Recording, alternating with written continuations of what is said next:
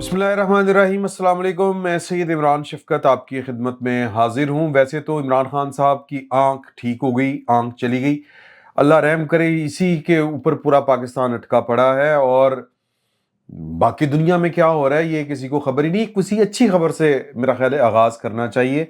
पिछले 2-4 दिन से, बल्कि काफ़ी दिनों से यही हम इसी फड्डे में पड़े हुए हैं। तो अच्छी खबर जो ये है वो मैं आपके साथ शेयर करना चाहता हूँ, वो है बांग्लादेश से। आप जानते हैं कि पाकिस्तान और बांग्लादेश जो है, पहले तो हम एक थे, फिर हम एक नहीं रहे, और वो जो ना एक रहने की वजह थी वो गलतियां हम आज तक तलाश कर रहे हैं। जाहिर है कि हाउस हमारा इन ऑर्डर नहीं था, और जो फिर आपकी जो फॉल्ट लाइंस होती हैं उनसे दुश्मन फ़ायदा उठाते हैं, तो वो फ़ायदा दुश्मन ने उठाया। और पाकिस्तान और बांग्लादेश जो है वो हमारा माजी जो है वो बहुत तल्ख़ यादों से, पहले जब पाकिस्तान की तहरीक चली थी तो बड़ी हसीन यादें थी, मुश्तरका जद्दोजहद थी, और उसमें भी ज़्यादा हिस्सा हमारे बंगाली भाइयों का था पाकिस्तान बनाने में, और वो पाकिस्तान की अक्सरियत थी। यूँ समझे कि पाकिस्तान कट के हमसे अलहदा हुआ था, हमने उसको नाम दे दिया सकूत ढाका का। लेकिन चलें, वो वक्त गुजर गया, और फिर वो जो बड़ी तल्ख यादें हैं, वो जब हसीना माजिद साहबा की हुकूमत जब आई, उन्होंने कहा कि पाकिस्तान माफ़ी मांगे, ये है वो है, जंगी जराइम चलाएंगे। फिर उन्होंने उस वक़्त जो पाकिस्तान की हामी कुव्वतें थीं, जमात इस्लामी का भी कि किरदार था, अल-बदर और शम्स का, इसके भी लोग जो है वो क्रिटिक हैं, लेकिन उसके बावजूद वो पाकिस्तान के लिए कर रहे थे। तो उनको भी उन्होंने फिर माजी में जाके पुराने केसेस निकाल के सज़ाएँ सुनाई। तो नफ़रत जो है वो फिर चलती रही। अब वहाँ पर मोहब्बत ने अपनी जगह वापस ली है।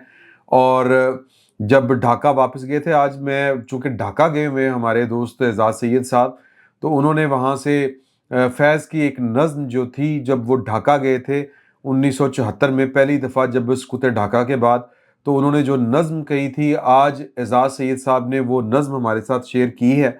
और मैं आपको क्यों नज़्म सुनाने जा रहा हूँ, इसलिए कि आज पाकिस्तानी परचम को देख के हमारे जो वफाकी वज़ीर हैं मनसूबा बंदी और तरक्की, एहसन इकबाल साहब, प्रोफेसर साहब, वो वज़ीर आज़म की नुमाइंदगी कर रहे हैं वहाँ पर। चूँकि आज हल्फ़ उठाना था, और वज़ीर आज़म का हल्फ़ उठाना था जनाब, वो उठाया जा चुका है, हुकूमत वहाँ पे बन चुकी है। तो वो पाकिस्तान के वज़ीर आज़म को उन्होंने मदऊ किया था। तो शहबाज शरीफ साहब जो हैं वो यूरोप के दौरा के ऊपर हैं, तो फिर ये गए थे जनाब एहसन इकबाल साहब। तो उनकी गाड़ी के ऊपर जो पाकिस्तान का सब्ज़ हलाली परचम है, जो कभी बांग्लादेश का भी परचम होता था, उसको देख के वहाँ पर आम जो नौजवान हैं वो बहुत जज्बाती हो गए, और उन्होंने अपनी बहुत मोहब्बत वालेहानापन का इजहार किया। खुशी से वो झूम उठे। आप इसको, ये वीडियोस भी वहाँ पर चल रही हैं। तो मुझे वो याद आ गई नज़्म, जो आज ही इत्तफाकन जो है वो एजाज़ सईद साहब ने सुनाई। वो ये थी कि हम के ठहरे अजनबी इतनी मुदारातों के बाद, फिर बनेंगे आशना कितनी मुलाकातों के बाद, कब नज़र में आएगी बेदाग सब्ज़े की बहार, खून के धब्बे धुलेंगे कितनी बरसातों के बाद। थे बहुत बेदर्द लम्हे ख़त्म दर्दे इश्क के, थी बहुत बेमेहर सुबहें मेहरबा रातों के बाद, थी बहुत बेमेहर सुबहें मेहरबां रातों के बाद, दिल तो चाहा पर शिकस्ते दिल ने मोहलत ही न दी, कुछ गिले शिकवे भी कर लेते मनाजातों के बाद, उनसे जो कहने गए थे फैज़ जान सदका किए, अनकही ही रह गई वो बात सब बातों के बाद। तो वो फासले थोड़े थोड़े कम होना शुरू हुए हैं, थोड़े थोड़े कम होना शुरू हुए हैं। और यहाँ पर खुशफहमियों का तो हाल ही कोई नहीं ना। उनको लगता है कि बांग्लादेश और पाकिस्तान फिर इक्को मुक्को होने लगे ने, आपकी दोस्ती हो जाए, आपके हाथों जो वहाँ पर मुजालिम हुए थे, और उनके हाथों मुक्ति बानी ने जो वहाँ पर हमारी फ़ौज के साथ किया था, या उन लोगों के साथ, ये यकतरफा नहीं था। कसूर किसका था किसका नहीं था, क्या गई बात पे हुज्जत करना, बकौल परवीन शाकर साहबा। तो मैं वो गई बात के ऊपर हुज्जत नहीं कर रहा, लेकिन ये मज़ालिम जो होवे, किसी का कसूर थोड़ा ज़्यादा होगा, किसी का कसूर कुछ कम होगा, तकलीफ़ें दोनों तरफ हैं, और किसी तरफ हर हर बंदे का अपना अपना केस है। कहीं पर इंडिया ने वो बहुत ज़्यादा प्रोपोगेट भी किया था, ये भी अपनी जगह पर बात दुरुस्त है, लेकिन हम वो कदूरतें और नफ़रतें जो थीं पाकिस्तान से मुतल्लिक, अगर वो कम हो जाएँ, मुंदमिल हो जाएँ, ज़ख्म जो हैं वो मुंदमिल हो जाएँ, تو اچھی بات ہے دوستی کی کوئی بات نکلے. ایک ہوتے ہیں کہ نہیں ہوتے, وہ اپنی جگہ کے اوپر, ہم اپنی جگہ کے اوپر. ہم جو ایک ہے, جو اس وقت ایک ہے, ہمارے تو اپنے نہیں مسئلے سیدھے ہو رہے. تو بہرحال یہ جناب اچھی خبر تھی. میں اس کے اوپر جو تھا وہ ایک دل تھوڑی سی ایک ہوتی ہے نا کہ وہ پرانی محبتیں جاگتی ہیں, پرانے درد جو ہیں وہ جب سہنے لگتے ہیں تو اچھا لگتا ہے. تو یہ ایک خبر ہوگی. اور ایک خبر ہے ایران اور امریکہ کی, وہ جو کشمکش تھی اس کے اوپر جو مذاکرات ہوئے ہیں, ان میں بھی ایک اچھی خبر ہے کہ یہ کہا جا رہا ہے ایران اور امریکہ کے درمیان جو مذاکرات کا دوسرا دور ختم ہوا ہے, اس پر ایرانی وفد جو ہے وہ مطمئن ہے, اور وہ کہتا ہے کہ یہ جو دور تھا یہ پہلے دور سے بھی اچھا تھا. تو یہ جناب ایران کے وزیر خارجہ عباس اراغچی نے ایرانی ٹیلی ویژن, یہ BBC کی رپورٹ ہے, کو بتایا کہ امریکہ کے ساتھ مذاکرات کا دوسرا دور پہلے دور کے مقابلے میں زیادہ مثبت رہا. انہوں نے کہا کہ اس دور میں بات چیت کافی سنجیدہ تھی اور زیادہ تعمیری ماحول تھا, اور مختلف خیالات پیش کیے گئے اور پھر ان پر سنجیدگی سے تبادلہ خیال بھی کیا گیا. ایرانی وزیر خارجہ نے کہا کہ رہنما اصولوں پر کلی اتفاق ہوا ہے, اور ان اصولوں کی بنیاد پر ہم ایک متن لکھنا شروع کریں گے, یعنی کہ وہ جو سائنڈ ایگریمنٹ ہوتا ہے اس طرف چیزیں وہ بڑھ رہی ہیں. انہوں نے مزید یہ بات بتائی کہ یہ کام فوری طور پر مکمل نہیں ہوگا, لیکن ایران اسے آگے بڑھانے کے لیے تیار ہے. البتہ اگلے دور کے لیے کوئی مخصوص وقت طے نہیں ہوا, اور فیصلہ ہوا ہے کہ ایک ممکنہ معاہدے کے متن پر کام کریں, پھر ایسے متن کا تبادلہ کریں, اور پھر تیسرے دور کے لیے تاریخ مقرر کریں.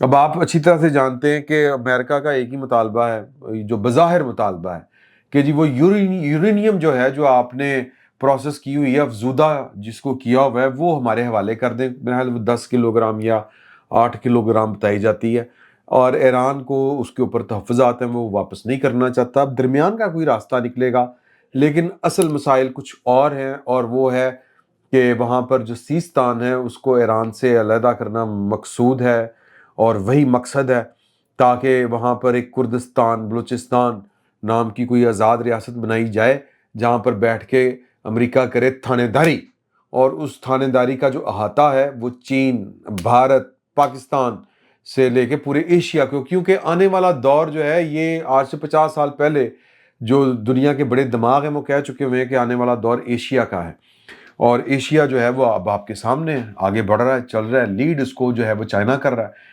اور روس کو بھی آپ ایشیا کا ہی پارٹ سمجھیں. پھر پاکستان جو ہے وہ اس کی ایک اسٹریٹجک ویلیو بھی ہے, اور ایک بہت بڑی طاقت بھی ہے پاکستان. اکانومی جو ہے وہ پاکستان کی چین کے ساتھ مل کے ٹھیک ہو سکتی ہے, لیکن اس کے باوجود چین کے بھی اپنی جگہ کے اوپر تحفظات ہیں پاکستان سے متعلق. ٹیڑھا معاملہ ہے یہ, جو ڈپلومیسی ہوتی ہے یہ اسی طرح ہی ہوتی ہے. تو خیر میں اس کے اوپر زیادہ ہم تفصیلاً کیا بات کریں, یہ ہمارا اس طرح سے آج موضوع بھی نہیں ہے. ڈیولپمنٹ تھی وہ میں نے آپ کے ساتھ شیئر کر دی. اب آ جاتے ہیں ہم پاکستان کی اندرونی سیاست, جو اس وقت عمران خان صاحب کی ایک آنکھ کا طواف کر رہی ہے, اور اس سیاست کو پاکستان تحریک انصاف جو ہے وہ میکسیمم کیش کرنا چاہتی ہے. اور پاکستان کی جو حکومت ہے ان کا یہ شکوہ ہے کہ جی کہ عمران خان صاحب کی صحت کے اوپر پاکستان تحریک انصاف نے سیاست کی, اور عمران خان صاحب کی جو آنکھ کی تکلیف سے پاکستان تحریک انصاف اور اس کی قیادت 9 فروری سے آگاہ تھی, لیکن انہوں نے عمران خان صاحب کی صحت کے اوپر کمپرومائز کیا اور اس کو اہمیت نہیں دی, بلکہ ملک کے اندر فتنہ فساد آگ لگا کر اپنا کوئی ٹارگٹ اچیو کرنے کی کوشش کی. یہ رپورٹ ہے جناب ابو بکر صدیق صاحب کی, یہ جیو نیوز کے رپورٹر ہیں. یہ بتاتے ہیں کہ ان کے باخبر جو ذرائع ہیں وہ ان کو بتا رہے ہیں کہ بیرسٹر محمد علی سیف کے ذریعے یہ اطلاع قیادت تک پہنچائی گئی تھی کہ عمران خان صاحب کی جو ہے نا کنڈیشن وہ کوئی ٹھیک نہیں ہے. پارٹی ذرائع نے ابو بکر صدیق صاحب کو بتایا کہ بشرا بی بی نے بانی PTI کی آنکھ میں جو تکلیف تھی اس سے متعلق بیرسٹر سیف کو آگاہ کیا تھا, جس کے بعد انہوں نے یہ پیغام پارٹی کی قیادت تک پہنچایا. تاہم پارٹی ذرائع کا دعویٰ ہے کہ بیرسٹر سیف کی بات کو قیادت کی جانب سے زیادہ اہمیت نہیں دی گئی, اور ان کو تو لگتا ہے نا کہ بیرسٹر سیف بھی جو ہے وہ بھی وہ کیا کہتے ہیں ایجنسیوں کا ٹاؤٹ ہے, اسٹیبلشمنٹ کا ٹاؤٹ ہے, اور عمران خان صاحب بھی کسی دور میں خود بذات خود بھی وہی تھے. تو عمران خان صاحب نے کسی مقصد کے لیے ان کو رکھا ہوا تھا. اب سہیل افریدی صاحب آئے, مطلب یہ تھا کہ اب جناب وہ جنگ کا طبل بجا دیا گیا، اور وہ جو علی امین گنڈا پور صاحب درمیان کا راستہ نکالنے کی کوشش کر رہے تھے، کبھی نومبر 24 کو، کبھی 26 کو، تو اب بات نہیں ہوگی اسٹیبلشمنٹ سے، اب جو ہوگا وہ جناب تیم پٹاس ہوگی، اور جناب وہ تیم پٹاس جو ہے وہ اس کے نتائج اب آپ دیکھ رہے ہیں۔ تو خیر بیرسٹر سیف صاحب کی بات کو زیادہ اہمیت نہیں دی، اور ان کے ذرائع کی جانب سے بتایا گیا ہے کہ بیرسٹر سیف نے بشرا بی بی کے دیگر پیغامات بھی پارٹی قیادت تک پہنچائے تھے۔ ذرائع کے مطابق پارٹی کے بعض رہنما عمران خان کی آنکھوں کے معاملے پر جارحانہ موقف اختیار کرنے پر خوش نہیں تھے، بلکہ خوش نہیں ہیں۔ دوسری جانب پارٹی کے رہنما بیرسٹر گوہر علی خان اور بیرسٹر محمد علی سیف نے اس حوالے سے رابطہ جب ان سے کیا گیا، تاہم دونوں رہنماؤں نے موقف دینے سے گریز کیا، یعنی جیو کو۔ باقی جو ہے وہ جیو وہ بتا رہا ہے کہ جی کہ رپورٹ آ چکی ہے، آپ کو پتا ہے کہ ان کی ایک آنکھ جو ہے وہ 5.9 ہے، دوسری آنکھ 6.6 ہے، اور آج جو ہے وہ اس کے اوپر جو کیا نام ہے جی، محسن نقوی صاحب نے بڑی دھواں قسم کی پریس کانفرنس کر کے علیمہ بی بی کے اوپر سارا ملبہ ڈالا ہے، اور جو تحریک تحفظ آئین پاکستان ہے انہوں نے محسن نقوی صاحب کی پریس کانفرنس کا بھرپور جواب دیا ہے، بڑا جارحانہ جواب دیا ہے، اور وہ کہتے ہیں کہ جی کہ یہ جو ان کی پریس کانفرنس تھی یہ گمراہ کن تھی، اور انہوں نے ڈسٹریکٹ کرنے کی کوشش کی ہے، اور انہوں نے حکومت سے 4 مطالبات بھی کر دیے ہیں۔ اب وہ کہتے ہیں کہ یہ عوام کو دھوکہ دینے کی کوشش ہے حکومت کی طرف سے، جو موقف محسن نقوی صاحب نے اختیار کیا ہے۔ تو وہ کہتے ہیں کہ ریاستی منصب پر فائز ہو کر سچ کو مسخ کرنا اخلاقی دیوالیہ پن کی علامت ہے، اور آئینی ذمہ داریوں سے کھلی روح گردانی کے مترادف ہے۔ یہ اچکزئی صاحب ہیں اس پریس کانفرنس میں، محمد زبیر صاحب دی گریٹ ہیں، پتہ نہیں یہ کڑے پاسیوں نے، اور کتنے اچھا ویسے ہیں وہ سارے مطلب کیا کہتے ہیں، تانگا پارٹی بھی بڑی پارٹی ہوتی ہے، مطلب یہ کہ جو مصطفیٰ نواز صاحب ہیں، مصطفیٰ نواز کھوکھر صاحب میرے دوست ہیں، میرے بڑا احترام اور پیار محبت کا رشتہ ہے، لیکن پارٹی کوئی نہیں ہے پائندی، سمجھ رہے ہیں نا؟ تو یہ بے نظیر بھٹو صاحبہ جو ہیں وہ ایسے لوگوں کے بارے میں ایک ٹرم انہوں نے جو تھی وہ ایک ترکیب نکالی تھی، بڑی لٹریری وہ ترکیب تھی، وہ ان کو کہا کرتی تھی ایسی قیادتوں کو، ایسی جماعتوں کو، ایسے لیڈروں کو سیاسی یتیم۔ تو اگر آپ دیکھیں تو اسد کیسر صاحب، بیرسٹر گوہر صاحب تشریف رکھتے ہیں، چلے پاکستان تحریک انصاف کا ان کے اوپر جو وہ کلغی لگی ہوئی ہے، تو راجہ ناصر عباس صاحب، محمود خان اچکزئی صاحب اور زبیر صاحب، ابھی بیچتے کیا ہیں آپ؟ تجھے ہے کون؟ چلے مرضی ان کی جو بھی ہیں، یہ آپ جانیں اور آپ کا کام۔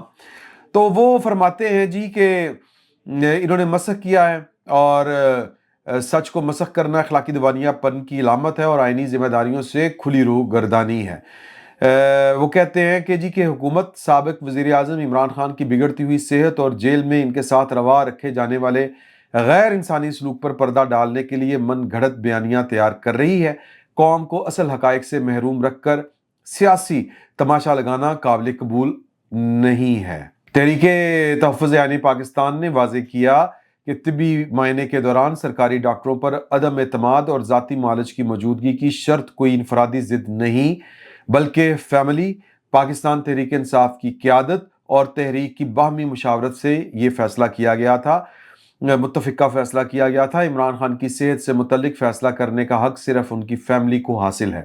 فیملی تو اندر بیٹھی ہے، بڑھی بیگم یا پھر بچے، اور بچے جو ہیں وہ کہتے ہیں ویزا دکھاؤ، میں نے پھر پاکستان کا سفر کرنا ہے۔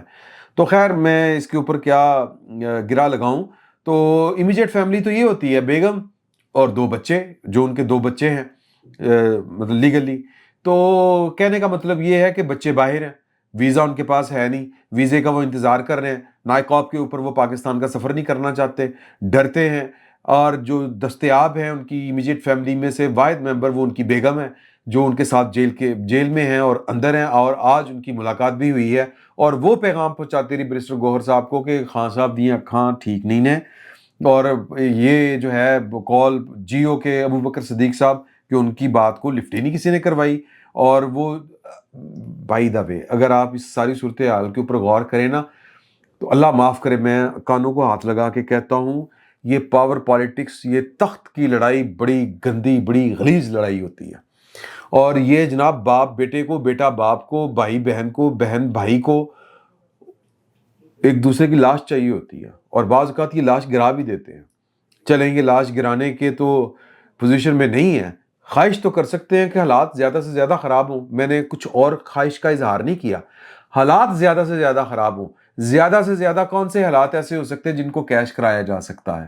تو یہ سیاست ہو رہی ہے، پاور پالیٹکس ہو رہی ہے، ان کو تندرست عمران خان، باخریت عمران خان وہ نہیں چاہیے، ان کو کوئی نہ کوئی جو ہے وہ فساد چاہیے، کوئی نہ کوئی ایسا مواد چاہیے جس کے بل کے اوپر یہ اس ملک میں کوئی آگ لگا سکیں، اور کوئی جو ہے وہ اس ملک کے جو اقتدار ہے اس سے کوئی حصہ اپنا بٹور سکیں۔ اس سے زیادہ اور کچھ نہیں ہے۔ انہوں نے مزید کہا ہے کہ عمران خان کو طویل اور بدترین قید تنہائی میں رکھا گیا ہے۔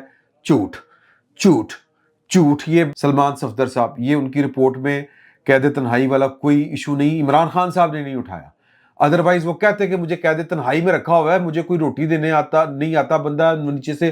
قید تنہائی، یہ سب جانتے ہیں کہ قید تنہائی کیا ہوتا ہے۔ انسان کی آواز سننے کو، کسی انسان کی شکل دیکھنے کو ترس جاتا ہے، اس کے کانوں میں کسی انسان کی آواز تو چھڈو، کسی کبوتر دی آواز نہیں آندی، کسی کان دی آواز نہیں آندی، سناٹا کانوں میں گونجتا ہے۔ یہ کبھی آپ جائیں بلیک لاء ڈکشنری کو دیکھیں اور پھر آپ کو پتا چلے کہ قید تنہائی ہوتی کیا ہے۔